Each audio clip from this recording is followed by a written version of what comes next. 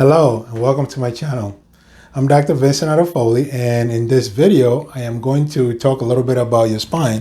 So this is pretty much your spine, and it sits just like this in your body, and it starts from the occiput here, which is pretty much the skull, and then it ends right here at the sacrum, which is this object right here, and then it's also coupled with these two objects. This is the ilium. This is your right ilium, and then this is your left ilium. Okay, so ideally your spine is supposed to be nice and nicely curved. All right, so you have three curves. The first curve is going to be, we call this the cervical lordosis. So it goes like this, right? And then the second one is called your lumbar lordosis, right? It goes like that. And then the third curve, which is quite unique, is called your kyphosis, which is your mid back, right? They're supposed to be nice and evenly shaped. Okay, so if your neck, most people's neck, this is what it looks like. This is what your neck looks like most of the time. The people that sit at a computer all day, texting, typing, and sitting there, texting on your phone all day, or sitting on the couch hunched, with your iPad and your computer and things like that. This is what your neck looks like. Okay. Now, is this bad? It's not good, but it doesn't mean it's bad until you come into until pain starts happening, right? Then it becomes really, really bad. Up to that point, it's going to have to need some work. So if you're healthy, it's good that you practice ergonomics, proper ergonomics, practice better sleep postures, and practice better work ethics and phone etiquettes, to prevent this. Because when it gets to this, it's going to have to need some work, as opposed to when it's like this. You know what I mean? All right. So your neck is supposed to be nice and curvy, and nice and curvy. That's a little too much curve, but this is good. Your thoracic, which is your mid, which is your kyphosis, is supposed to be neutral. This is hyper, right? And this is hypo. Hypo means less. Hyper means more. So a lot of people who have hunchback, they have hyper kyphosis, which means more curve than they bargain for. And when you have more curves, this is actually worse than a hypo. Hypokyphosis is pretty much a flat back, all right? But a hyperkyphosis is worse, because what it does, it puts a lot of tension on these nerves here, and you get more back pain here, right? Hypokyphosis could give you some sort of impingement, and could give you some sort of whereby you see these holes that these nerve comes out of, they might become a little bit restricted, they might thin out a little bit, right? So that's what generally tends to be with with hypokyphosis. Same thing here. If you have hyper lordosis in the neck, there's extension in the neck like that. You might also get some radicular pain, whereby things are getting pain. This is what happens, because when you're, especially here, like when you're hyper, right? When you're hyperkyphotic, what's happening is everything is getting stretched here. These ligaments are getting stretched, right? These muscles here are also getting stretched. So you get something that is like muscle spasm, right? And muscle spasm, a lot of things get accumulated in the muscle during muscle spasm.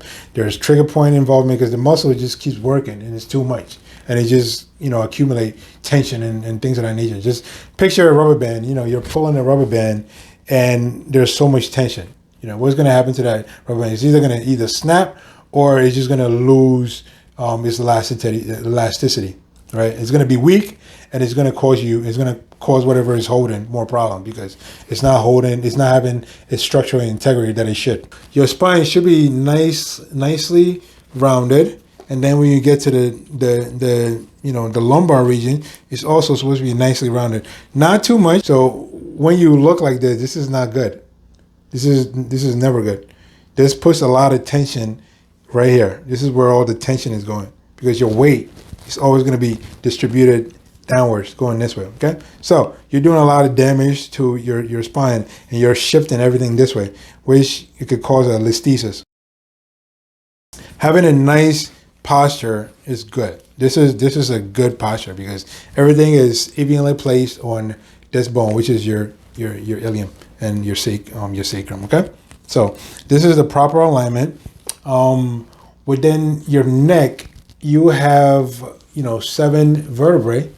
You have 12 here, and then you have 5 here, depending on who you are. So there are some people who have only 4 lumbar, vertebrae, because that's just how they were born. And then some people who are who have scoliosis, they usually have half of their vertebrae develop, which then gives you that kind of wedge, and then that's how scoliosis would generate. And those kind of individuals, we usually regard to them as structural, deformities, because it happened. You were born. So these kind of things are usually corrected by surgery, as opposed to something that is functional that could be corrected by exercise or adjustments. Okay, so you have 7 in the neck, you have 12 here, and then you have 5 bones over here. And people always ask me, Doc, should I crack my back? And my answer to you is, well, my answer first of all is no. But if you can help it, cracking your low back is fine. If you turn around, if you're doing some sort of stretch and this cracks, I'm okay with that. If you're on some sort of exercise ball and this extends and all these just relaxes, I'm fine. Under no circumstance should you crack your neck. Doing something in your mid back is fine. Doing something in your lower back or just turning like that, as long as you got to understand something. If you have a disc problem, you shouldn't be twisted, right? If you're a normal, healthy person who feels tightness and you're like, oh, you know what, I need this stretch, and you hear a crack, it's normal, right? These things happen. It's just ligaments just relaxing and putting you back into normal alignment. Same thing here. If you extend on a wall or something and you hear crack, it's fine. Under no circumstances, crack your neck. Why? All right. So do you see these red things here? This is called your vertebral artery. Okay. So it boggles my mind when people don't go to chiropractors, right? And yet they crack their own neck. That is just like that makes absolutely no sense to me. What a chiropractor does is they are able to feel what is locked. Like what we adjust is these things. All right, these are the joints that they're called sagopapaphyseal joint. This is what we're adjusting, right? So we're not cracking, we're adjusting. Gas has been released, and also ligaments are, getting less tension in on them. Like I said, take a rubber band, twist it. What happens when you let that rubber band go? It goes back into normal alignment. Same thing that we're doing with your neck. So when a chiropractor is treating your neck, he's not cracking your neck. He is treating your neck, meaning he's manipulating segments. He twists you, and then we give that high velocity, low amplitude thrust. Like it's very quick. What it does is just brings the joint right back into its original alignment.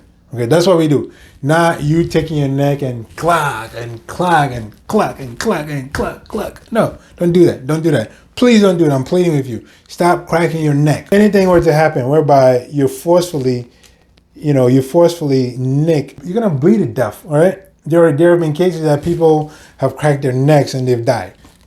Just don't crack your neck, please. Okay. You can crack these, not these. All right. Thank you for watching this video. I hope this has been helpful. Please hit subscribe and thumb up the videos, and I'll see you soon.